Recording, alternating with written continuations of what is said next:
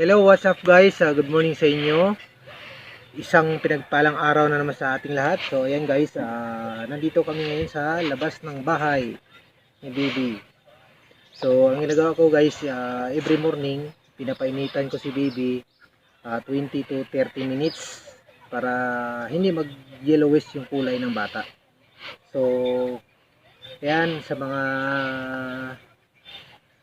bago pa lang dyan nakaranas mga anak, ganun na gawin ninyo every morning. Papainitan ninyo siya 20 to 30 minutes para hindi mag-yellowish ang kulay ng anak ninyo. So ganun na naman kasimple. So ayan, kita nyo naman si Bibi Skylo. Oh, diba? Oh, hindi pa yan dumididi, hindi pa nagpapa-breastfeeding. Kita nyo naman yan. Pag nagpapa-breastfeeding yan, ay iiyak yan siyempre pag gutom na, diba?